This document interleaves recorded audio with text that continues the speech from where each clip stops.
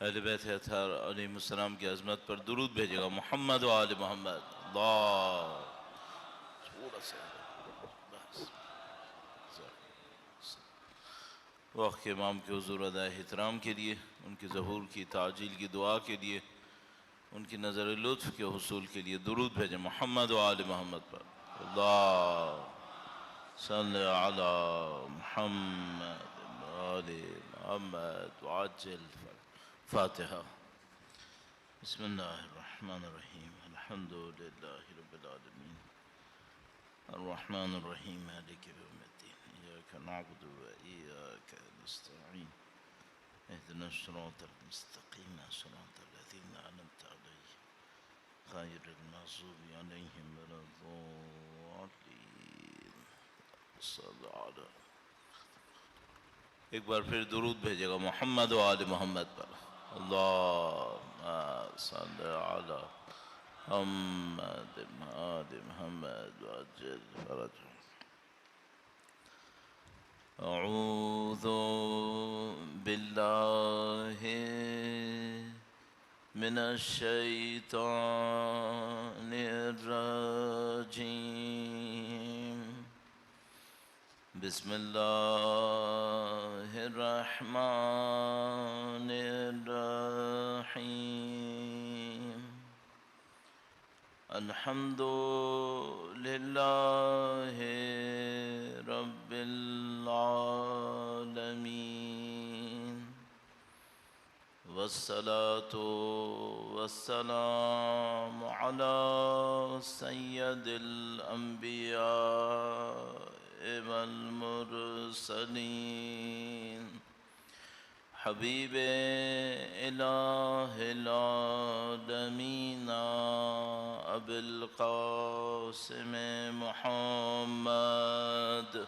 اللہ صلی علی محمد آل محمد وعجل فرجهم وعلى آلہ الطیبین الطاہرین سیما بقیت اللہ فی الأراضین.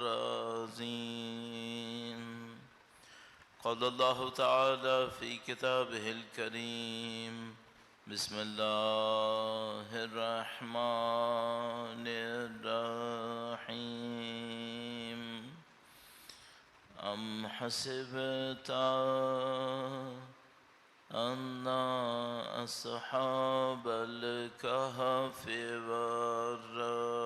والرقیم كانوا من آیاتنا عجبا. درود بھیجے گا محمد و آل محمد. اللہ صلی علی محمد آل محمد وعجل فرجهم. خداوند متعال کا انتہائی لطف ہے، انتہائی احسان ہے. ایک بار پھر پروردگار عالم نے توفیق نصیب کی سید الشہداء کی اعزام شرکت کے لیے، اہل بیت اطہار علیہ السلام کے حضور ادائے احترام کے لیے. نہیں معلوم خداوند متعال نے اس کام میں کیا کیا برکتیں رکھی ہیں، اس کا کیا اجر رکھا ہے، کیا ثواب رکھا ہے. اللہ کی دی ہوئی اس نعمت کا شکر بجا لانے کے لیے اور اس دعا کے ساتھ کہ انشاءاللہ خدا مرتے دموں تک ہمیں اور قیامت تک ہماری تمام نسلوں کو اہل بیت کے تابعداروں میں قرار فرمائے. انشاءاللہ ان کے وارث کے ظہور کا دن دیکھنا نصیب فرمائے، ان کی نصرت اور اس راہ میں شہادت نصیب فرمائے. تمام دعاؤں کی قبولیت کے لیے درود بھیجیں محمد و آل محمد پر. اللہم صلی علی محمد آل محمد وعجل فرجهم. پروردگار عالم نے قرآن کریم کے اندر اہل بیت اطہار علیہ السلام نے روایات کے ذریعے سے دین کی تعلیمات زندگی کے ایک ایک حصے کے لیے بیان کیے. انسان کی زندگی کا ہدف کیا ہونا چاہیے، انسان کی زندگی کو کیسے گزرنا چاہیے، مشکلات کیا آئیں گی، ان مشکلات کو کیسے حل ہونا چاہیے. دین صرف ایک کتاب نہیں ہے، دین زندگی کا حل ہے۔ میرا اپنے خیال ہے کہ جو دین کے بارے میں ایک غلطی ہو سکتی ہے لوگوں کے ذہن میں، وہ یہ کہ بعض اوقات ہم دین کو اپنی زندگی سے علیحدہ کر لیتے ہیں۔ یعنی آپ کی زندگی میں کچھ مشکلات ہوتی ہیں، آپ اور میں یہ سمجھ رہے ہوتے ہیں کہ دین پر عمل کرنا ایک معاملہ ہے، مشکلات کہیں اور سے حل ہوں گی۔ مشکلات کہیں اور سے حل نہیں ہو سکتی، مشکلات اسی دین سے حل ہونی ہے۔ پھر ممکن ہے کوئی پوچھے کہ پھر دین مشکلات کو حل کیوں نہیں کر پاتا؟ اس کی وجہ یہ ہے کہ ہم نے جو دین سے سمجھا ہوتا ہے بعض اوقات وہ پورا نہیں ہوتا، یا جس دین کے اوپر ہم عمل کر رہے ہوتے ہیں وہ پورا نہیں ہوتا۔ ورنہ آپ خود تصور کریں، یہی کہ ہم توحید کے قائل ہیں۔ توحید کا مطلب یہ ہے کہ جو کچھ موجود ہے، جو کچھ خلق ہوا ہے، سب کا سب ایک خدا کی طرف سے ہے۔ اس ایک خدا نے دنیا کے لیے علیحدہ دین، آخرت کے لیے علیحدہ دین نہیں بھیجا ہے۔ اس خدا نے ایک ہی دین بھیجا ہے۔ یعنی ہم یہ کہیں کہ خدا نے نعوذ باللہ جسم کے لیے علیحدہ دین بھیجاؤ، روح کے لیے علیحدہ دین بھیجاؤ، یہ تو خدا نے نہیں کیا۔ دنیا کے لیے نعوذ باللہ علیحدہ دین بھیجاؤ، آخرت کے لیے علیحدہ بھیجاؤ، یہ بھی نہیں ہے۔ مثلا انسان کی خاندان کی زندگی کے لیے ایک دین ہو، معاشرے کے لیے ایک اور دین ہو، یہ بھی نہیں ہے۔ جو کچھ ہے ایک ہی دین ہے۔ اس کا مطلب کیا ہے؟ اس کا مطلب یہ ہے کہ یہ ایک دین ہماری تمام مصلحتوں کو پورا کرے گا۔ تو مثال کے طور پر میں ایک نماز پڑھوں گا، ایک عبادت کروں گا، اب یہ نہیں ہو سکتا کہ میں کہوں اس عبادت کا تعلق میری زندگی کے ایک حصے سے ہوگا، نہیں، اس کا تعلق ہر چیز سے ہوگا، اور یہ ہر چیز جڑی بھی ہوگی، مرتبط ہوگی۔ اس کی ایک مثال اپنے ذہن میں سوچتا ہوں، ابھی آپ کی خدمت میں عرض کرتا ہوں۔ درود بھیجے گا محمد و آل محمد پر، صلی علی محمد آل محمد وعجل فرجهم۔ اس وقت دنیا کے اندر موضوعات میں سے ایک اہم موضوع موسم کی تبدیلی بنا ہوا ہے، جس کو یہ لوگ کلائمیٹ چینج کہتے ہیں، کہ بھئی جو انوائرمنٹ ہے ہمارا وہ خراب ہو رہا ہے۔ اب اس کو دیکھنے کے دو طریقے ہیں۔ ایک طریقہ یہ ہے کہ ہم یہ سوچیں کہ بھئی ماحول کے اندر کچھ چیزیں تھیں جو ہم نے خراب کر دی ہیں۔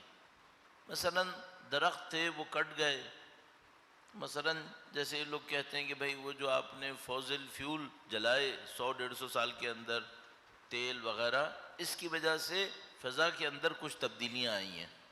مثلا ہم اس کو اس عنوان سے دیکھیں تو مثال کے طور پہ اس کا کوئی دین سے تعلق بنتا ہے؟ ظاہری طور پہ دین سے اس کا کوئی تعلق نہیں بنتا، کہ بھئی ٹھیک ہے آپ کو کالونی بنانی تھی، آپ نے جنگل کاٹ دیے، آپ کو کشتی چلانی تھی، پانی کے جہاز چلانے تھے پہلی جنگ عظیم کے قریب، تو مثلا تیل استعمال کیا گیا، گاڑیاں آ گئیں، تیل استعمال ہوا، تو دین سے کوئی تعلق نہیں ہے۔ لیکن تھوڑا سا اور گہرائی میں جا کر دیکھیں تو پھر مثال کے طور پہ یہ بات سمجھ میں آتی ہے کہ اگر طریقے سے استعمال کرتے تو اتنا نقصان نہیں ہوتا۔ تو مثلا غلط طریقہ کیا تھا؟ غلط طریقہ یہ تھا کہ ہوا و ہوس دکھائیے، اپنی نفس پرستی دکھائیے۔ اس نفس پرستی کی وجہ سے جو چیز فائدہ مند ہو سکتی تھی نقصان دہ ہو گئی ہے، اب اس کا نقصان آ گیا۔ تو اس استعمال میں کیا غلطی تھی؟ ٹیکنالوجی میں غلطی تھی؟ نہیں، ٹیکنالوجی میں غلطی نہیں تھی، ہوا و ہوس میں غلطی تھی، نفس پرستی میں غلطی تھی۔ کھانا کھانے کو خدا نے منع نہیں کیا ہے، لیکن کھانا کھانے میں اسراف کو منع کیا ہے، کہا اسراف مت کرو، ورنہ دنیا میں کھانا کم نہیں ہے۔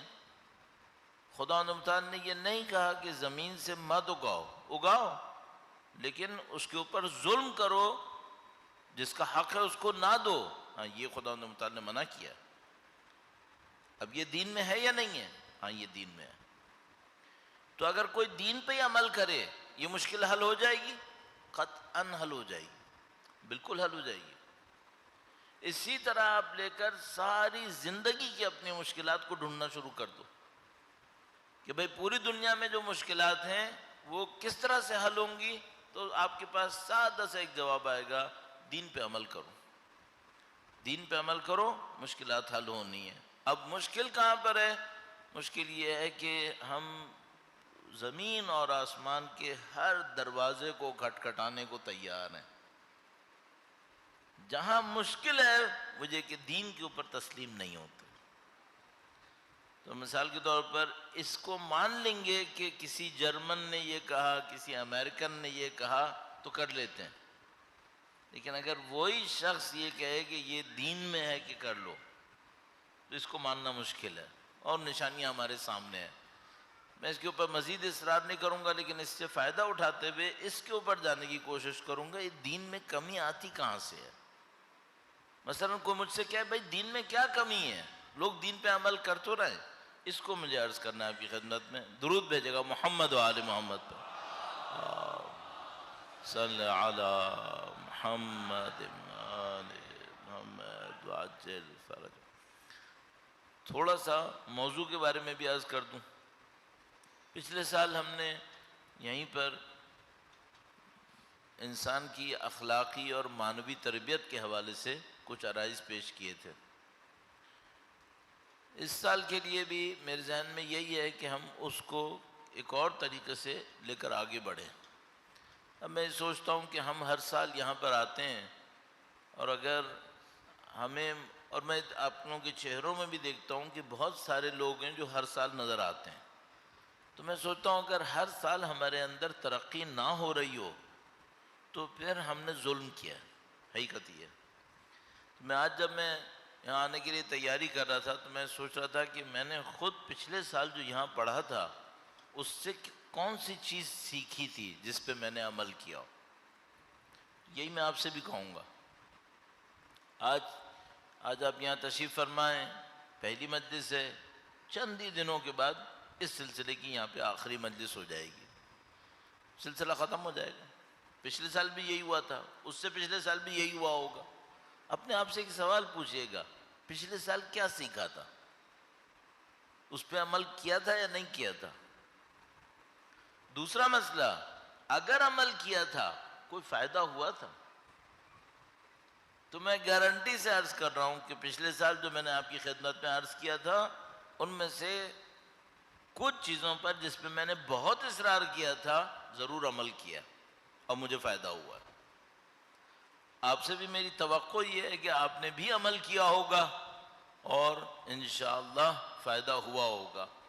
اور یہ میں اس لیے عرض کر رہا ہوں کہ خدا نہ کرے اگر پچھلے سال آپ نے یہ حساب نہیں کیا تھا کہ عمل کرنا ہے اور فائدہ ہونا ہے، اب آپ اس سال کو ضائع نہیں ہونے دیجیے گا.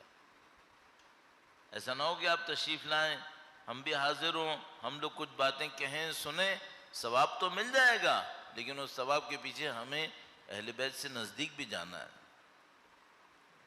اپنے کردار کے ذریعے سے، اپنے عمل کے ذریعے سے. اور دائرے کے دعاؤں میں سے جو ہماری سب سے بڑی دعا ہے وہ یہ کہ خدا ہمیں ان کے وارث کی نصرت کی سعادت نصیب فرمائے. درود بھیجے گا امام کی تشریف آوری کے لیے. اللہم صلی علی محمد. مل کے درود بھیجیں محمد و آل محمد پر. صلی علی محمد آل محمد وعجل فرج. تو یہ سب چیزیں ایک ساتھ جمع ہوں گی. یہ نصرت کیسے ہوگی؟ اگر میں اپنی زندگی میں کچھ نہ کچھ بہتری نہیں لاؤں گا کیسے نصرت کر سکتا ہوں؟ پیسے سے نصرت نہیں ہونی ہے، اسلحوں سے نصرت نہیں ہونی ہے. فی الحال اس وقت جو نصرت ہونی ہے وہ کردار سے ہونی ہے، ہم سب کو معلوم ہے. اب ان بنیادی ترین باتوں میں دوبارہ بار بار جانے کی ضرورت نہیں ہے. اب وہ کردار کی تبدیلی کیا ہونی ہے؟ کردار کی تبدیلی یہی ہونی ہے کہ دین کے اندر تھوڑی سی ہمیں مزید معلومات ملے، دین کے اوپر مزید عمل بڑھے. تو آپ ہمیشہ یہ سوچ کر میرا خیال ہے مجالس میں شرکت فرمائیں کہ آپ نے اپنے دین کو بہتر سے بہتر بنانا ہے اور اس طریقے سے ان کی خدمت کرنی ہے. تو پچھلے سال کچھ پوائنٹس عرض کیے تھے آپ کی خدمت میں کہ بھائی دین کے اوپر کس طریقے سے محنت کرنی ہوتی ہے. اور مجھے یاد ہے علامہ طباطبائی کا ایک خط ہم نے 2-3 دن پڑھا تھا جو انہوں نے کسی جوان کے نام تحریر کیا تھا. اس میں سورہ حشر بھی تھا کہ سورہ حشر ہر رات پڑھا کر. اور پچھلے سال ہم نے بہت اصرار کیا تھا کہ آپ ہر رات سونے سے پہلے سورہ حشر ضرور پڑھیے گا. آپ اپنے اندر خود پوچھ لیجئے کہ آپ نے ایک سال میں سورہ حشر کتنی مرتبہ پڑھ لی رات کو سونے سے پہلے؟ نہیں پڑھی تو میں آپ کو پہلے دن بتا رہا ہوں، آپ نے ظلم کیا، آپ نے ظلم کیا۔ اگر ہمیں اہل بیت کی تعلیمات ملیں، 1400 سال لوگوں نے خون بہایا ہو، ہم تک پہنچیں، پھر بھی ہم عمل نہ کریں، اب بتاؤ کہ ہم جواب دہ نہیں ہوں گے؟ جواب دہ ہوں گے۔ تو میں آپ کی خدمت میں پہلے دن سے ہی عرض کر رہا ہوں کہ دیکھیں پچھلے سال بھی بہت ساری باتیں ہوئی ہوں گی، ایسا نہ ہو ضائع ہو گئی ہوں، البتہ ضائع نہیں ہوتی۔ آپ نے اگر خدا نہ کرے نعوذ باللہ 100% عمل نہ بھی کیا ہو، مثلا 50% عمل کر لیا ہوگا، چلو 50% نہیں عمل کیا، کم از کم کانوں میں پڑ تو گیا ہوگا کہ کچھ نہ کچھ کر لینا چاہیے۔ تو یہاں نہیں کیا ہوگا، کسی اور معاملے کے اندر عمل کر لیا ہوگا، لیکن ہم چاہتے ہیں زیادہ سے زیادہ فائدہ ہو، زیادہ سے زیادہ فائدہ ہو۔ تو مثال کے طور پر اگر پچھلے سال کی آپ کی عادت سورہ حشر پڑھنے کی نہیں بنی تھی، تو میں پھر دوبارہ یاد دلا رہا ہوں کہ اب اس عادت کو ڈال لیجئے گا۔ اور یہ کیوں امپورٹنٹ ہے کہ ہر روز ہو، اس کا پورا ایک میکینزم ہے۔ پچھلے سال بھی تھوڑا سا عرض کیا تھا، آج میں نہیں دہراؤں گا۔ ایک روایت آپ کی خدمت میں عرض کرتا ہوں دین کے بارے میں گہرائی میں جانے کے سلسلے میں، اور یہ سمجھ لیجئے کہ آج اس سلسلے کی پہلی مجلس کے لیے یہ ہماری منطق یہ ہے، ہماری حکمت یہ ہے کہ دین پہ کیسے چلیں۔ روایت عرض کرتا ہوں، درود بھیجے گا محمد و آل محمد پر۔ صلی اللہ محمد و آل محمد وعجل فرجہ۔ مجھے اس بات کا بہت اچھی طرح اندازہ ہوا ہے اور مسلسل اس کو عرض بھی کرتا ہوں، یہ کہ اگر آپ اپنی زندگی میں روزانہ 1-2 روایتیں اہل بیت کی پڑھتے رہیں، یوں لگتا ہے جیسے انسان زندہ رہتا ہے اور اس کے دین کے اندر طاقت آتی رہتی ہے۔ چونکہ یہ جو اہل بیت کا کلام صرف علم نہیں ہونا چاہیے، اس کے اندر کوئی اور طاقت بھی ہونی چاہیے۔ یعنی جس طرح ان کے وجود مقدس تک پہنچنا صرف ذری تک پہنچنا نہیں ہوتا ہے، بلکہ اس کے نتیجے میں نورانیت آتی ہے، کلام بھی ان کا ایسے ہی ہے۔ اس کلام کے اندر کوئی طاقت ہونی چاہیے اور وہ خود بخود انسان کو تبدیل کرتی رہتی ہے۔ جس زمانے میں آیت اللہ العظمیٰ بہجت تشریف فرما تھے تو مشہور تھا کہ جو ان کی جماعت با جماعت میں ریگولر شرکت کرے، خود بخود اس کو کچھ نہ کچھ ملنا ہے، مشہور تھا اس زمانے میں۔ تو وہ تو ان کے شاگردوں کے بھی شاگرد ہیں اور خود اہل بیت اطہار علیہ السلام، تو ان کا کلام کبھی پرانا نہیں ہوگا، ان کا کلام ہمیشہ زندہ رہے گا۔ میں ہمیشہ عرض کرتا ہوں، بار بار عرض کروں گا، اپنے لیے بھی کہتا ہوں، آپ کے لیے بھی ظاہر ہے وہی کہوں گا جو اپنے لیے بہتر سمجھتا ہوں۔ روایتیں پڑھیں، ہر روز پڑھیں، کہیں نہ کہیں سے آپ کے پاس روایت آنی چاہیے، اپنے آپ کو اس سے محروم نہیں کریں۔ یہ کمیونیکیشن کا جو زمانہ ہے یہ دھوکے دینے والا زمانہ ہے۔ انسان کو کچھ ایسی چیز ملتی رہتی ہے معلومات میں جس کو وہ سمجھتا ہے یہ معلومات ہے، معلومات نہیں ہوتی، وہ دھوکہ ہوتا ہے۔ یہ جو ڈھیر ساری انفارمیشن آ رہی ہے، اس میں صحیح معلومات چند فیصد سے زیادہ نہیں ہے، باقی سب دھوکہ ہے۔ اگر آپ 100 معلومات لیں اور 2% بھی اہل بیت سے نہ ہو تو میں آپ کو گارنٹی سے کہہ رہا ہوں کہ بہت بڑا دھوکہ ہو گیا، بہت بڑا دھوکہ ہو گیا۔ آپ کا دماغ 100% ایسی چیزوں نے گھیر لیا جس کا کوئی فائدہ نہیں تھا۔ تو ہر روز آپ اتنا واٹس ایپ اور اس پہ سوشل میڈیا اور اس کے اوپر ہوتے ہیں، کتنی روایتیں آپ کے پاس آ سکتی ہیں، اس کے اوپر غور فرمائیں، روایتوں کے اوپر غور کرنا سیکھیں۔ درود بھیجے گا محمد و آل محمد پر۔ اللہم صلی علی محمد محمد وعجل فرجہ۔ ایک کتاب ارشاد، کبھی انشاءاللہ اس کی تفصیل عرض کروں گا۔ کتاب ارشاد میں یہ روایت ہے، جلد 2 صفحہ نمبر 205، اور یہ روایت ہے ہمارے چھٹے امام جعفر صادق علیہ السلام سے۔ اللہم صلی علی محمد آل محمد وعجل فرجہ۔ امام نے فرمایا احسن النظر فیما لا یسعکم جہلہ وانصحوا لانفسکم، فرمایا کہ جہاں تک ہو سکے ان باتوں میں غور کرو جن سے تمہیں غافل نہیں ہونا چاہیے۔ آپ کی زندگی میں بہت ساری باتیں ایسی ہیں جو آپ کو پتہ ہوں یا نہ پتہ ہوں کوئی فرق نہیں پڑنے والا۔ پتہ نہیں کسی گاڑی کے ماڈل میں کیا ہے، نہ آپ نے وہ گاڑی خریدنی ہے، فلاں علاقے میں کوئی بلڈنگ بنی ہے اس میں یہ لگژریز ہیں، کیا ملنا ہے آپ کو؟ فلاں علاقے میں یہ چیزیں موجود ہیں، کیا ہونا ہے اس سے؟ اور وہی چیزیں گھومتی رہتی ہیں گروپس کے اندر، اس میں اس میں۔ امام فرما رہے ہیں کیوں ایسی چیزوں میں غور و فکر کر رہے ہو جس میں تمہیں کوئی فائدہ نہیں ملنا ہے؟ احسن النظر، ان چیزوں میں غور و فکر کرو جن سے تمہیں غافل نہیں ہونا چاہیے، یعنی جس کے بارے میں سوال کیا جائے گا۔ اپنے کردار کے بارے میں سوچو، اپنے آئندہ کے بارے میں سوچو کہ بھئی خدا نے کیوں خلق کیا ہے، کہاں لے کے جائے گا، کیا ہونا چاہیے تھا۔ احسن النظر، ایسے بارے میں سوچو جس میں تمہیں غافل نہیں ہونا چاہیے۔ وانصحوا لانفسکم، اپنے بارے میں خیر اندیشی سے کام لو، یعنی اپنے نفس کو ضائع کیوں کر رہے ہو؟ مثلاً ایک دفعہ ہوتا ہے آپ کے پاس ایک گاڑی ہوتی ہے، اچھی گاڑی ہوتی ہے، اور آپ اس کی کیئر کرتے ہیں، گاڑی کا خیال کرتے ہیں۔ گاڑی کا خیال کرتے ہیں تو ہم کیا کہیں گے؟ اس نے اپنی گاڑی کے بارے میں اچھے طریقے سے سوچا ہوا ہے۔ اچھا کوئی آدمی خیال نہیں کرے تو ہم سے کہیں تم اتنی مہنگی گاڑی خریدے ہوئے ہو، اس کے بعد اس کا خیال بھی نہیں کرتے۔ اب آپ ذرا سوچنا، گاڑی زیادہ مہنگی ہے یا ہمارا نفس زیادہ مہنگا ہے؟ گاڑی کی تو کوئی قیمت ہی نہیں ہے، یہ ہمارا نفس ہے جو ابدی زندگی ہماری اندر۔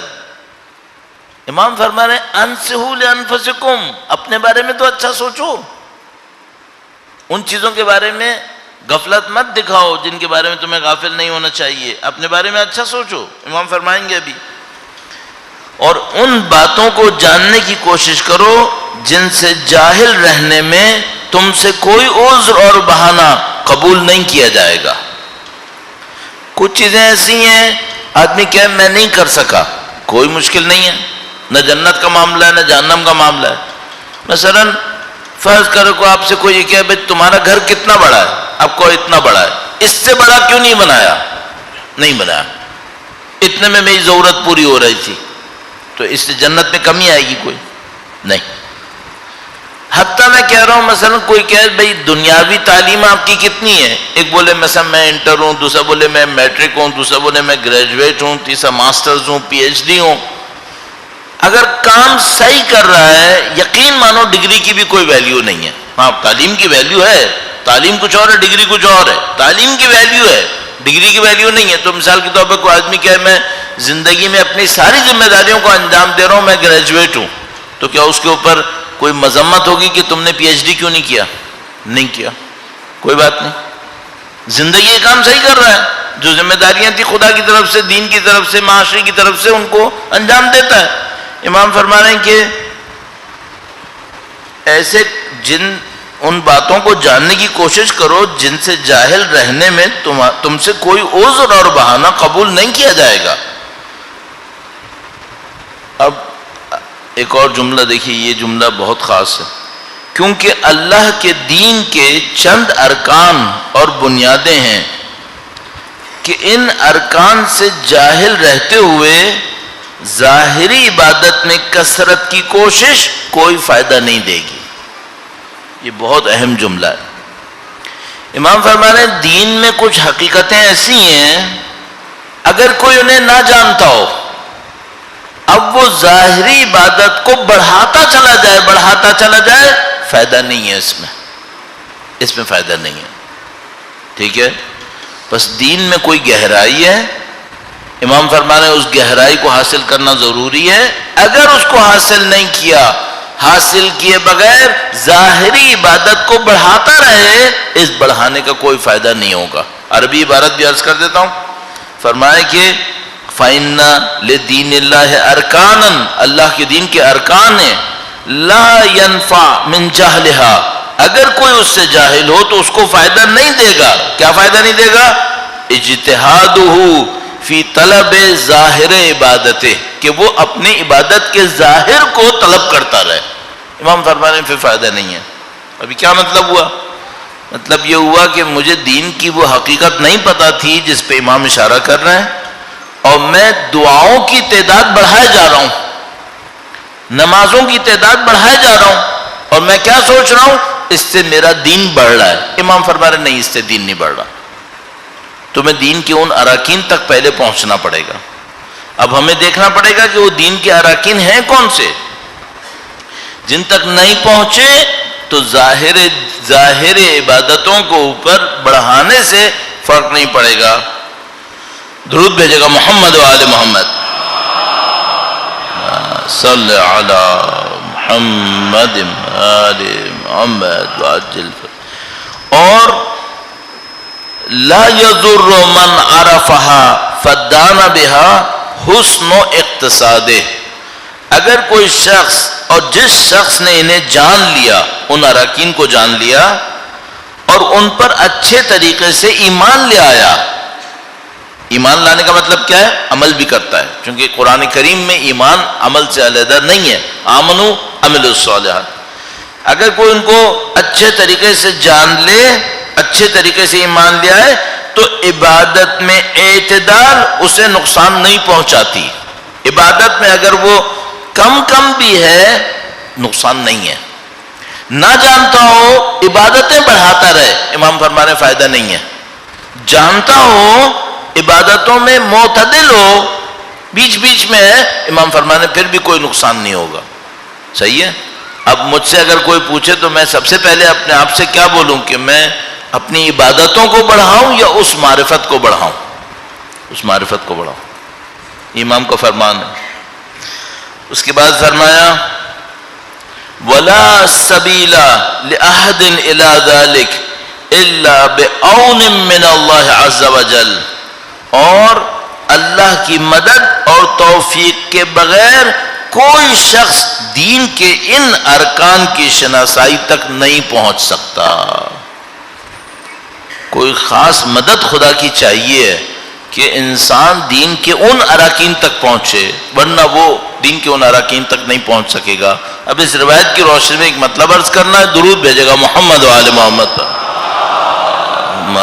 صلی علی محمد آل محمد وعجل فرج۔ روایت کا مطلب کیا ہوا؟ روایت کا مطلب یہ ہوا کہ مثلا میری جیسی عمر کا ایک بندہ 40 سال سے عبادتیں کر رہا ہے، اب مجھے بالغ ہوئے 40 سال سے اوپر ہو رہا ہے، 40 سال سے میں عبادتیں کر رہا ہوں اور میں اپنے اندر وہ فائدہ نہیں دیکھ رہا جو اگر میں جوان ہوتا اور سوچتا کہ میں 40 سال عبادتیں کروں گا تو کیا بنوں گا، میں دیکھتا ہوں نہیں میں وہ نہیں بن پایا۔ اچھا اب میں کیا کروں؟ اپنی عبادتوں کو اور بڑھاؤں؟ نہیں، اب میرے لیے بہت ضروری ہے کہ میں غور کروں کہ وہ اراکین جس کو امام نے فرمایا تھا وہ اراکین میرے اندر ہیں یا نہیں ہیں۔ اب وہ اراکین ہیں کیا؟ ان اراکین کے لیے ایک جملہ، ایک لفظ، اصطلاح اہل بیت اطہار علیہ السلام کے ہاں بار بار استعمال ہوتی ہے، وہ ہے معرفت۔ معرفت ہونی چاہیے۔ تو اگر کوئی کہے کہ وہ کون سی چیز ہے جس کے ذریعے سے ظاہری عبادت کو کم بھی ہو تو بہت فائدہ ہوتا ہے، معرفت ہے۔ کون سی چیز ہے جو نہ ہو تو عبادتوں کو بڑھانے سے کوئی فائدہ نہیں ہوتا، وہ معرفت ہے۔ اب یہ معرفت کیا چیز ہے؟ اور امام نے کیا فرمایا ہے؟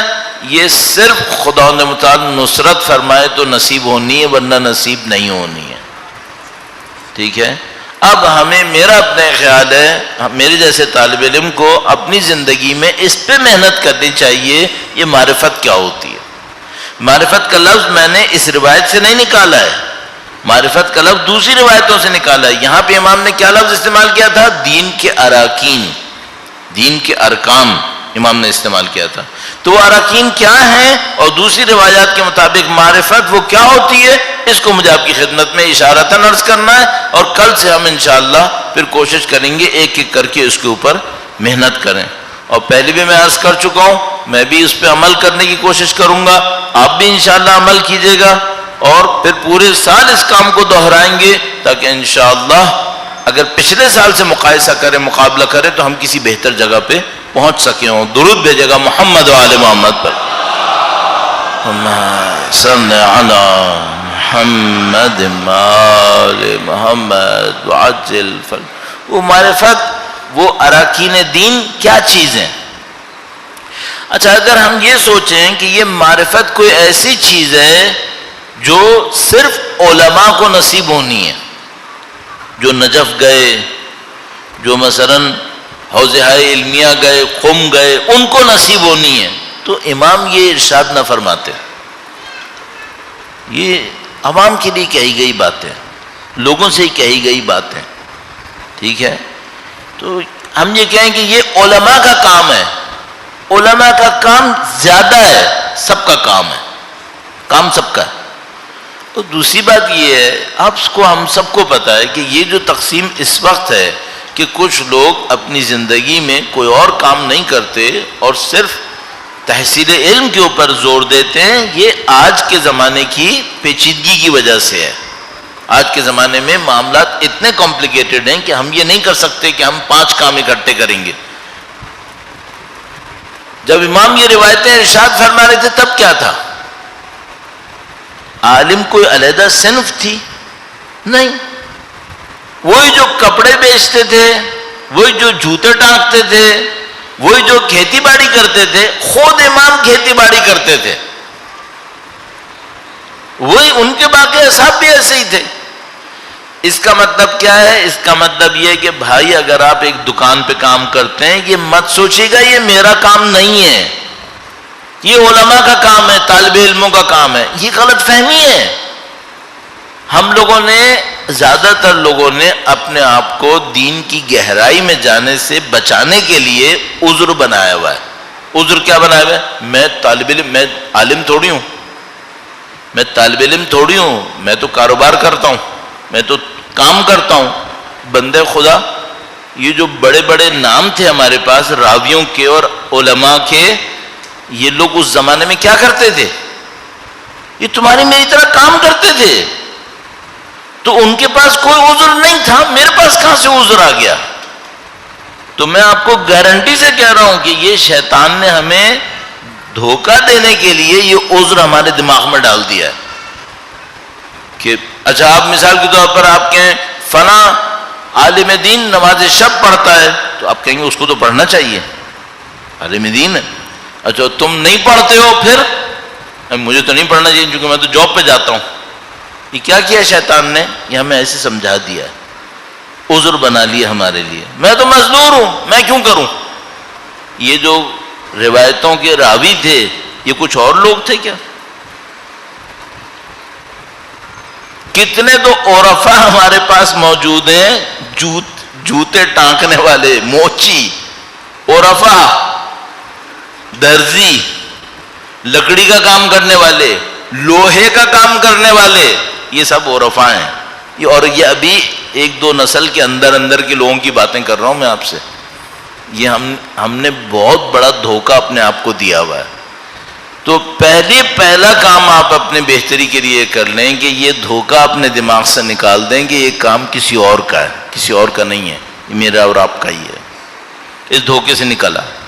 اچھا، اس کے بعد پھر ذہن میں دھوکہ کیا آئے گا؟ وہ یہ کہ بھائی مجھے صبح کو اتنے بجے فلاں جگہ پہنچنا ہوتا ہے، میں نہیں کر سکتا۔ میں اپنے ذہن سے ایک بات پوچھتا ہوں، اگر میں نے خدا سے یہ مانگا ہوتا کہ خدایا مجھے صبح میں عبادت کرنے کے لیے 1 گھنٹہ دلا دے، میں تیری عبادت کرنا چاہتا ہوں، خدا نہیں دیتا مجھے؟ خدا دے دیتا۔ میں نے خدا سے شدت سے مانگا تھا، یہ جو میں مانگوں گا وَأَن لَيْسَ لِلْإِنسَانِ إِلَّا مَا سَعَى، وہی ملے گا انسان کو جس کی وہ کوشش کرے گا۔ خدا سے یہ وقت مانگتے کہ خدا مجھے کام ایسا دے دے جس میں میری عبادتوں میں رکاوٹ نہ بنے، خدا دے دے گا۔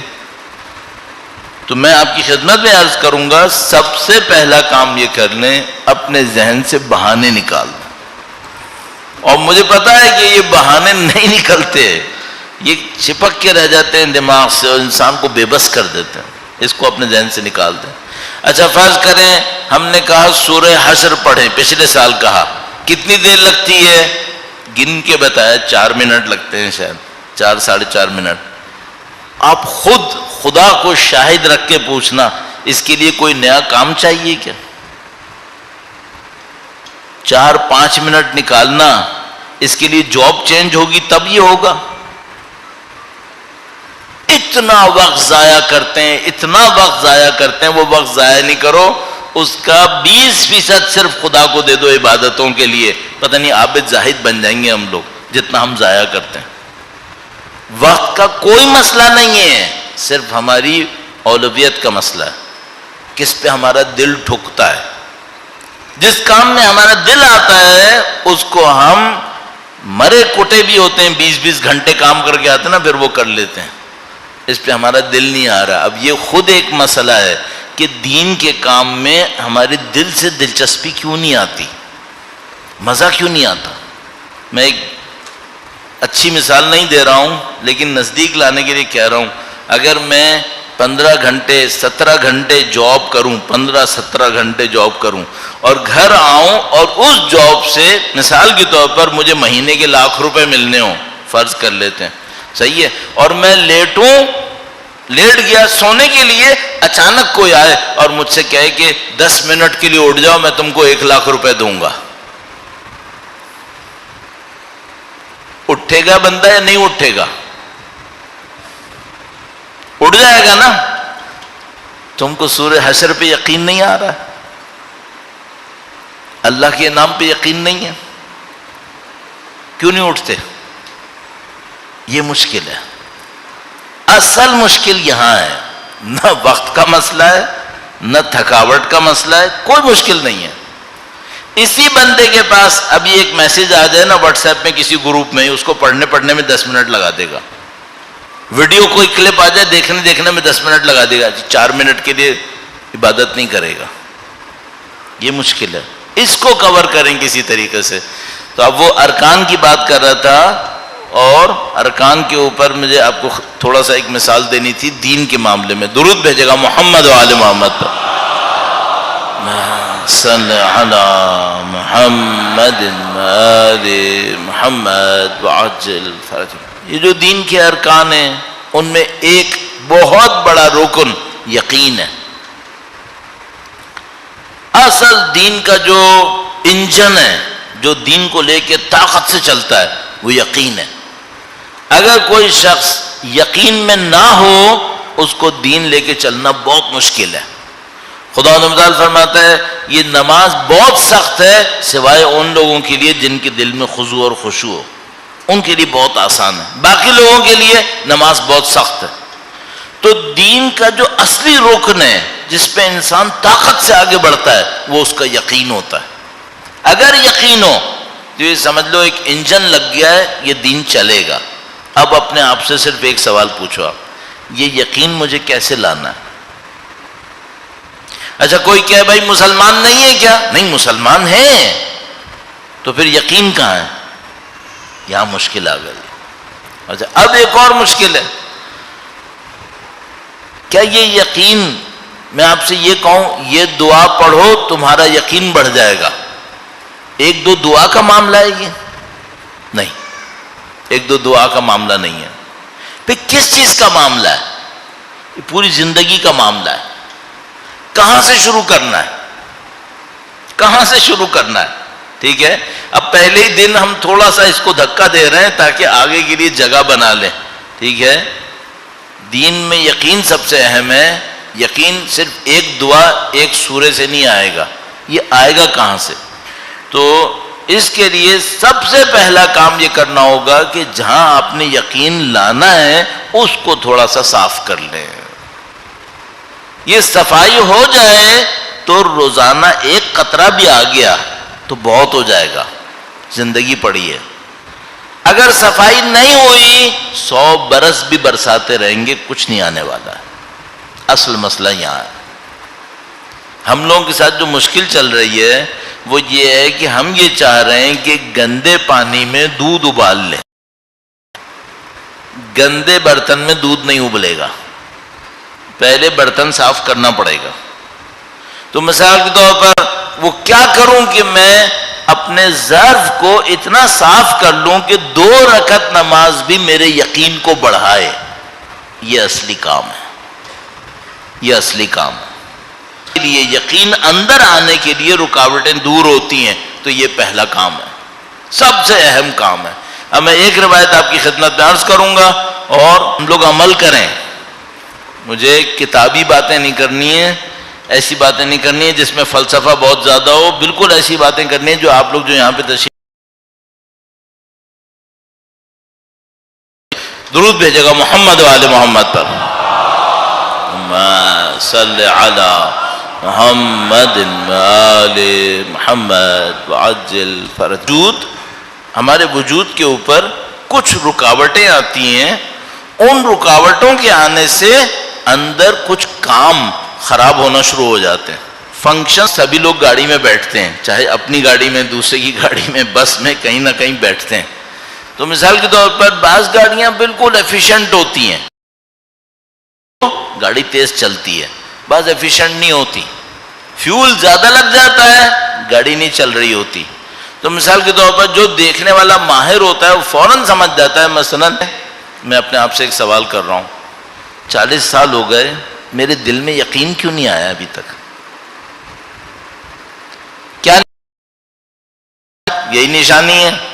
1 لاکھ روپے آفر کرتا ہے، میں فوراً کھڑا ہو جاتا ہوں. خدا کا دین مجھے ثواب آفر کرتا ہے، میں نہیں کھڑا ہوتا. اس کا مطلب ہے یقین نہیں آیا ابھی.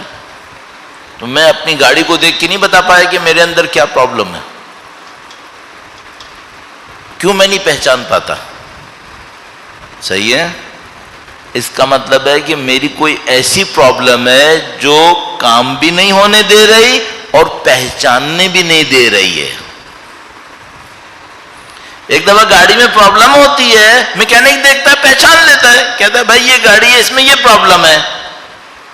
ایک دفعہ پرابلم ایسی پرابلم ہوتی ہے، اتنی گندی ہوتی ہے، میکینک کھڑا دیکھتا رہ جاتا ہے، کہتا ہے سمجھ بھی نہیں آ رہا اس میں ہو کیا رہا ہے. یہ پرابلم ہے، پہچان میں بھی نہیں آ رہی ہے. اس کا مطلب کیا ہے؟ ہماری کوئی ایسی پرابلم ہے جو پہچان میں بھی نہیں آ رہی ہے. پہچان میں آتی تو صحیح کر لیتے.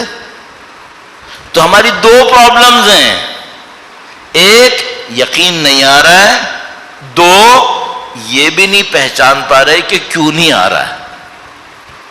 پہچان لیتے تو حل کر لیتے. اب سب سے پہلے اس پرابلم کو سولو کر لو جو پہچاننے کیوں نہیں دے رہا ہے. یہاں کوئی پرابلم اور بڑی پرابلم ہے. صحیح ہے. دیکھو کتنا اچھا ہو جائے اگر ہمیں یہ پتا چل جائے ہماری اس خرابی کی وجہ یہ ہے، صحیح کرنا آسان ہو جائے گا. اور اگر یہ صلاحیت میرے اندر نہ ہو کہ میری یہ مشکل آئی کہاں سے ہے، تو میں ساری زندگیاں بھی ادھر ادھر مارتا رہوں گا، مجھے سمجھ میں ہی نہیں آئے گا پرابلم آئی کہاں سے. ٹھیک ہے.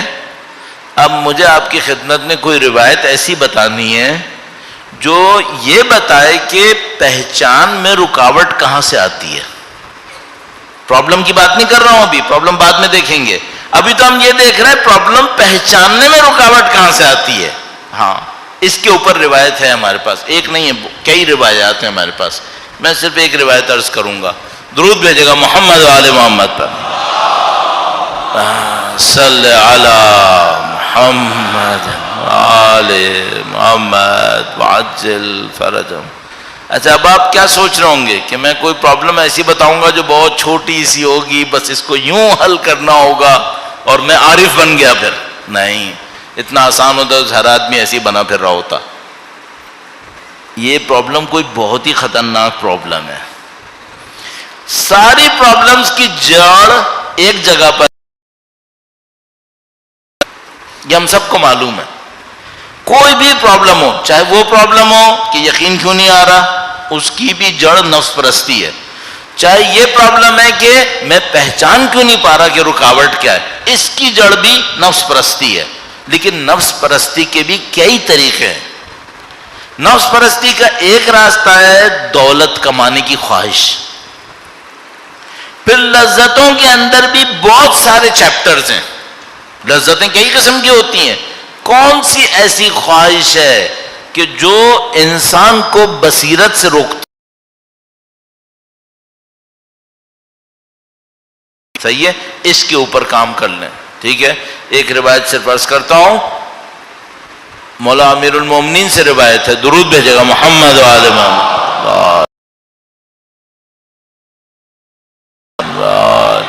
محمد عدل فرج. امام نے فرمایا کہ ایک مشکل ایسی ہے، اگر یہ کسی میں عبرت کسے کہتے ہیں؟ آدمی دیکھتا ہے سیکھتا ہے. مثلا کسی کے جنازے میں گیا شرکت کی، گھر آ گیا، موت یاد نہیں آئی. اس کا مطلب کیا ہے؟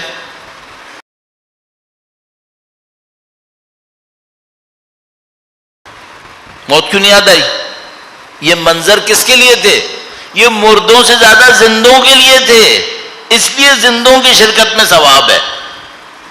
تو زندہ کو جنازہ دیکھ کے ثواب ملے گا، کیا دیکھ کے ثواب ملے گا؟ ڈیڈ باڈی دیکھ کے ثواب ملے گا؟ نہیں، یہ دیکھ کے ثواب ملے گا کہ جس طرح یہ مرا ہے تم نے بھی مرنا ہے. تو اس نے ڈیڈ باڈی دیکھی، اس کو یاد کیوں نہیں آیا؟ اس کو ہم کہتے ہیں عبرت. امام فرما رہے ہیں ایک گناہ ایسا ہے جو عبرت کے دروازے بند کر دیتا ہے. جنازہ دیکھتا ہے، موت یاد نہیں آتی. ان لوگوں کو دیکھتا ہے جنہوں نے گناہ میں سرکشی کی اور خدا نے ان کو عذاب کیا، اس کو کچھ سمجھ میں نہیں آتا. اور یہ معاملہ اتنا عجیب ہے، قرآن کریم فرماتا ہے جب قومیں اپنی سرکشی میں آگے بڑھتی ہیں تو ہم ان کے اوپر عذاب بھیجتے ہیں. بادل میں آگ ہوتی ہے، بادل آتے ہیں ان میں آگ ہوتی ہے، وہ آگ اس قوم کے اوپر برسنے والی ہوتی ہے. نبی کہتے ہیں دیکھو توبہ کر لو، یہ بادل آ گئے، ان میں آگ ہے. تو وہ لوگ کہتے ہیں نہیں، یہ بادل آگ والے نہیں ہیں، یہ ہمارے لیے پانی لے کر آئے. اب کوئی کتنا اندھا ہونا چاہیے کہ آگ کے بادل کو دیکھ رہا ہو اور عذاب نہیں آ رہا، میں محفوظ ہوں. کتنا پاگل ہونا چاہیے اس کو. یہ ایسا کیوں ہوتا ہے؟ فرما رہے ہیں ایک گناہ ہوتا ہے، وہ گناہ عبرت کے دروازے کو بند کر دیتا ہے. اس کے بعد یہ آگ کا بادل دیکھتا ہے، اس کو سمجھ میں نہیں آتا کہ یہ آگ کا بادل ہے. وہ گناہ کون سا ہے؟ امام نے فضا بند ہو جاتا ہے، آنکھوں پہ شہوتیں طاری ہو جائیں. کیا مطلب ہے اس کا؟ ایک آدمی کی شہوت پرستی ہوتی ہے کہ وہ بہت زیادہ سوتا ہے، اس کا اپنا نقصان ہے. ایک پیسہ کمانے کے اندر حریص ہوا ہے، اس کا اپنا ایک اثر ہے. ایک انسان ہے جس کی شہوت کا اصلی چینل آنکھ بنی ہوئی ہے، اس کی شہوت کا اصلی چینل آنکھ بنی ہوئی ہے. اس کا اثر کیا ہے؟ امام فرما رہے ہیں اس کا اثر یہ ہے کہ اس آدمی کے عبرت کے دروازے بند ہو جاتے ہیں. صحیح ہے؟ اب آپ کو سمجھ میں آ رہا ہے کہ آج کے زمانے میں عبرت کیوں نہیں رہی؟ چونکہ ہمیں جس شہوت میں اس وقت زمانے نے سب سے زیادہ مبتلا کیا ہے وہ آنکھ کی شہوت ہے. آج سے ایک نسل پہلے ہم کان کی شہوت میں مبتلا تھے. ایک نسل پہلے کان کی شہوت میں، آپ کہیں کون سا میوزک سنتے تھے؟ ٹیپ ریکارڈر پر، اس پہ اس پہ میوزک بہت سنتے تھے. تو ہمارے علماء اس کے اوپر اصرار کرتے تھے میوزک مت سنو، میوزک مت سنو، پتہ نہیں کتنا بولتے تھے اس کے اوپر. اچھا اب کون سی شہوت کا دور ہے؟ اب ہے اسکرین کا دور. اسکرین کا دور آنکھ کی شہوت کا. اس میں نقصان کیا ہے؟ کان کی شہوت کے اپنے نقصانات تھے، آنکھ کی شہوت کا اثر یہ ہے عبرت ختم ہے. عبرت ختم. اب عبرت ختم ہونے کا مطلب کیا ہے؟ یہ عذاب کو بھی دیکھے گا نا تو یہ بولے گا یہ پانی ہے. نہیں سمجھے گا، کچھ بھی بول دے گا. مثال کے طور پر اس کے اوپر خدا کی طرف سے عذاب آنے والا ہو کسی قوم کے اوپر، تو وہ کیا بولیں گے؟ معذرت کے ساتھ کہہ رہا ہوں، ابھی میں نے خود بھی یہ بات کہی ہے، کہے گا کلائمیٹ چینج ہے، خدا کا عذاب نہیں ہے، کلائمیٹ چینج ہے. ایک اور عذاب آئے گا، آگ کا عذاب آئے گا، کہے گا نہیں یہ تو فلاں کی وجہ سے آیا تھا. اچھا یہ قومیں پہلے کر چکی ہیں ڈرامے، قرآن کریم نے بتائے کہ پہلے قوموں نے یہ کیا تھا. کیوں کیا تھا انہوں نے؟ ان کے ساتھ بھی یہی مصیبت آئی تھی، ان کے ساتھ بھی یہی مصیبت آئی تھی. صرف ایک فرق ہے، بہت معذرت چاہتا ہوں، ذرا سی سخت بات، عجیب سی بات ہے. اگر 500 سال پہلے کسی نے آنکھوں کی شہوت میں مبتلا ہونا تھا نا، بہت مشکل تھا، بہت مشکل تھا. کوئی ایک دو بہت بے حیا چاہیے تھے جن کو دیکھ کر کوئی آنکھوں کی شہوت لے. اب کچھ نہیں چاہیے، اب سب آسان ہو گیا. اس خاطر شہوت کا یہ بازار اس وقت سب سے گرم ہے، اور چونکہ یہ بازار گرم ہے، اور امام نے فرمایا تھا جب آنکھیں شہوتوں میں مبتلا ہو جاتی ہیں تو عبرتوں کے دروازے بند ہو جاتے ہیں. اب آپ اور میں اپنے اوپر ایک احسان کر سکتے ہیں. وہ احسان کیا کریں؟ اگر میں آپ سے کہوں نا کہ آپ ٹی وی دیکھنا بند کر دیں، جو میں پہلے بہت کہتا تھا، تو میں تھک گیا. اب حقیقت یہ ہے. تو اب میں ایک اور بات کہتا ہوں، کم سے کم ٹی وی سے، اسکرین سے انٹرٹینمنٹ بند کر دو. انفارمیشن لے لو، ایجوکیشن لے لو. کوئی انفارمیشن لینی ہے بسم اللہ، ایجوکیشن لینی ہے بسم اللہ کر لیں. مجھے پتا ہے اس میں بھی نقصان آئیں گے، کیونکہ آج کوئی انفارمیشن بھی دے رہا ہوگا نا فحشا کے ساتھ دے گا، مجھے معلوم ہے. خبریں بھی سنائیں گے، دکھائیں گے، تو اس میں بھی بدبخت کچھ نہ کچھ فحشا ڈال دیں گے. کچھ نہیں ہوگا تو بیچ میں ایڈورٹائزمنٹ آ رہے ہوں گے. مجھے اندازہ ہے اس کا، آپ کو بھی پتا ہے، مجھے بھی پتا ہے. لیکن میں کہہ رہا ہوں ایک دفعہ انسان دیکھتا ہی اس لیے ہے کہ میں نے مزے لینے ہیں. اب یہ تو ستم ہو گیا. اچھا اب خدا نہ کرے نعوذ باللہ کسی نے آدھا گھنٹہ، پونا گھنٹہ، 1 گھنٹہ یہ کام کر لیا، اس کے بعد وہ مجھ سے کہے کہ مولانا صبح کو نماز سے مزہ کیوں نہیں آتا؟ میرے بھائی کیا آپ نے یہ جو قلب ہے نماز کے لیے دوسرا لے کر آنا ہے کیا؟ یہ جو آنکھ سے گناہ ہوا تھا اس کا اسی قلب پہ اثر ہوا ہے جس سے آپ نے ابھی نماز پڑھنی ہے. پھر آپ کہیں کہ حضور قلب نہیں ہے، توجہ نہیں دے پاتا، تو بندے خدا کیسے ہوگا؟ یعنی بالکل ایسا ہی ہے جیسے ایک آدمی اپنی گاڑی کے ٹائروں کو آگ لگائے کہ مجھے اس وقت گرمی چاہیے تو میں ٹائر کو آگ لگا دیتا ہوں، پھر کل صبح کہ گاڑی چل کیوں نہیں رہی؟ تو تم نے خود ہی تو آگ لگائی تھی. تم مزے لینے کے لیے نہیں آگ لگاتے تو تمہیں نماز میں توجہ بھی آ جاتی، تمہیں خود ہی آنکھ کھل بھی جاتی کہ ہاں مجھے نماز پڑھنی ہے. خود لگائیے آگ. تو اپنے اوپر رحم کریں، اس چیپٹر کو بند کریں. اور اگر آپ یہ نہیں کریں گے، آپ یقین مانیے ہم لوگ بولتے رہیں گے، سنتے رہیں گے، ہمارے دلوں کے دروازے نہیں کھولیں گے. پھر یہ تو قانون ہے، امیر المومنین نے ارشاد فرمایا ہے. تو اس کے اوپر غور فرمائیے گا. آج پہلے دن میں نے آپ کو بنیادی ترین مشکل عرض کرنے کی کوشش کی ہے کہ اگر آپ یہ انتظار کر رہے ہیں کہ کوئی معجزہ ہونے والا ہے جس سے اچانک میں بہتر ہونے والا ہوں، نہیں برادر، یہ معجزہ ہے کہ آپ کو سننے کو مل گیا ہے. یہ معجزہ ہے کہ آپ کو امام کی روایت 1400 سال کے بعد بھی سننے کو مل گئی ہے. یہ معجزہ ہے. اب آپ کا کام ہے، اب معجزے پہ تو عمل کر لو، یہ آپ کا کام ہے. اور ایک دفعہ آپ نے یہ بہتر کرنا شروع کر دیا. اچھا یہ بھی میں آپ کی خدمت میں عرض کرتا چلوں، آخری بات اس سلسلے میں، یہاں پہ فرق بہت لمبا نہیں ہوتا. رات کو گناہ، موقع ملا نہیں کیا، فوراً اثر پڑے گا، فوراً اثر پڑے گا. اور موقع ملا اور نعوذ باللہ کر بیٹھے، اب بھی فوراً اثر پڑے گا. یہ پھر 1 سال کے بعد نہیں ہونے والا ہے، یہ اسپونٹینیس ہے، اسی وقت اثر پڑے گا. ایک لمحے میں معنوی ترقی اوپر، ایک لمحے میں معنوی زوال، یہ سب ہو سکتا ہے. الحمدللہ آپ کو اور ہمیں سید الشہداء کے ذکر کی سعادت ملی ہوئی ہے. یہ آسان نہیں ہے، یہ آسان نہیں ہے کہ خدا متعال نے ہمیں اور آپ کو یہ موقع نصیب کیا ہوا. اس کی قدر کرنی چاہیے کہ خدا متعال ہمیں اور آپ کو اس عظیم الشان کام کا حصہ بنائے ہوئے ہے. تو آپ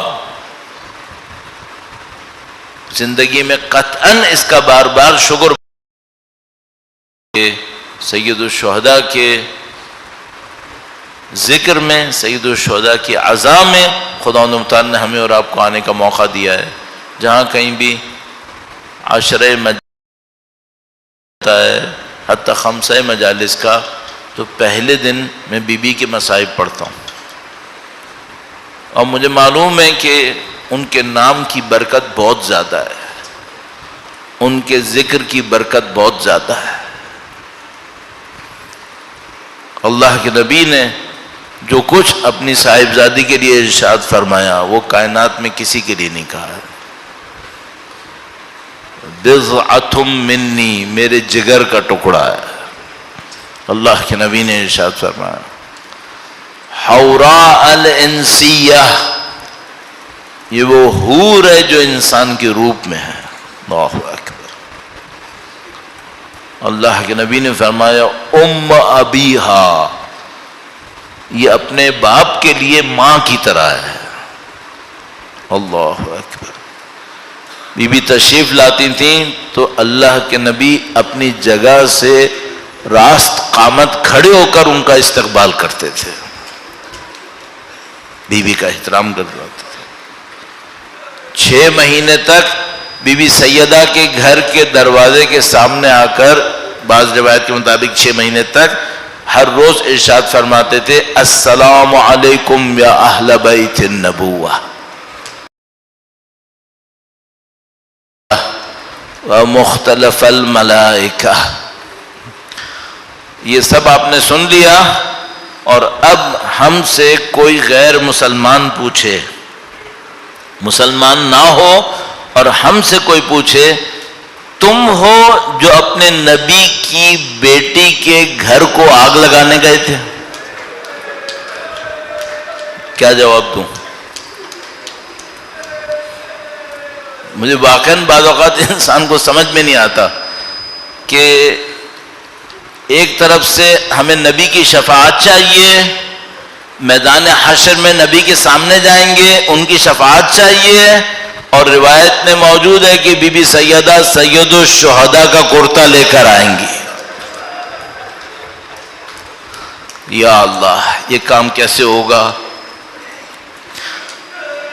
اور خدا متعال کی طرف سے حکم آ جائے کہ اگر بچے کو بھی کوئی نقصان پہنچائے پوچھے گا بِأَيِّ ذَنْبٍ قُتِلَتْ، یہ کس جرم میں مارا گیا.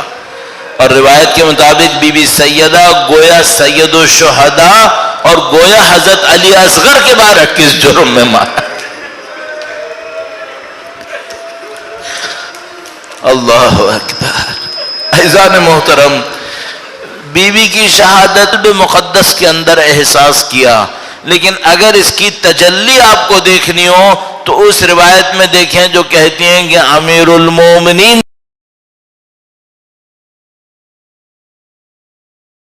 غم کی شدت کیا ہونی چاہیے.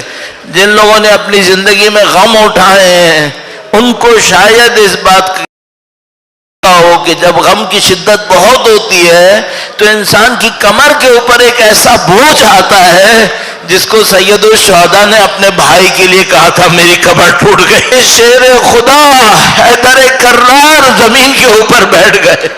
امیر المومنین صبر کا پیکر ہیں، کیا تھا، لیکن ایک موقع آیا جب بی بی سیدہ کے جنازے پر امامہ اتار کے ماتم کرنا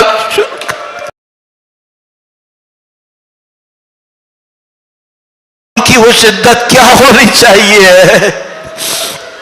روایات کے مطابق بی بی اسماء بنت عمیس جو اماموں کی خدمت کے لیے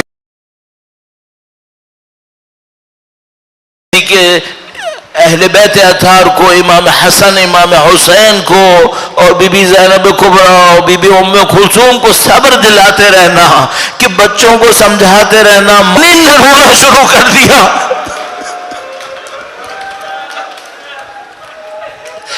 بس ایک موقع ہے عزیز، بس میں آپ کے سامنے مصائب کے عرض کروں. بس ایک موقع آیا جب امیر المومنین نے جنازے کو تیار کر لیا اور بچوں سے کہا کہ اپنی ماں سے الوداع کرنے آ جاؤ.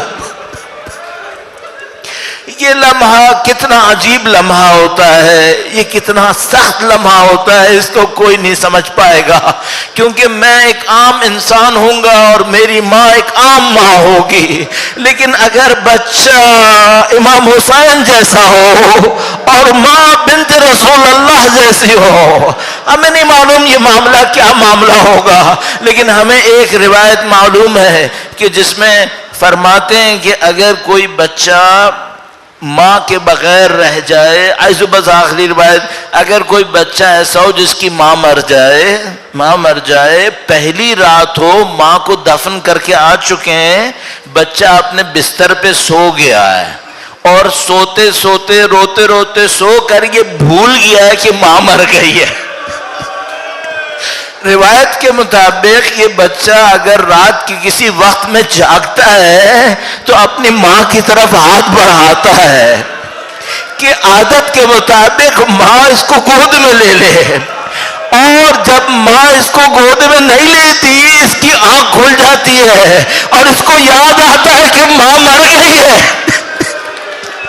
روایت میں لکھا ہے کہ عرش خدا لرز جاتا ہے. عزیزو یہ ماں فاطمہ ہو اور بچہ حسین ہو.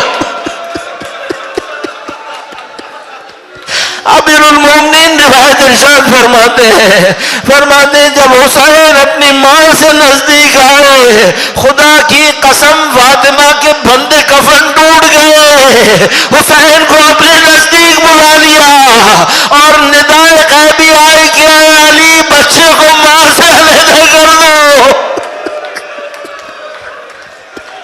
یہ مصائب کم نہیں تھے، لیکن ابھی اس ماں نے حسین کو ذبح ہوتے دیکھنا ہے. ابھی اس ماں نے اپنی بیٹی زینب کو تلے زینبیہ پہ دیکھنا ہے، پھر بازاروں میں ساتھ جانا ہے. الا لعنت اللہ علی القوم الظالمین وَسَيَعْلَمُ الَّذِينَ ظَلَمُوا أَيَّ مُنْقَلَبٍ يَنْقَلِبُونَ. پروردگارہ اس قلیل کو اپنی بارگاہ میں قبول فرما، قرآن و اہل بیت کی نورانیت سے ہمارے قلوب کو منور فرما، ان کے وارث کے ظہور میں تعجیل فرما، ان کی نصرت کی سعادت اس راہ میں شہادت نصیب فرما. ماتم حسین.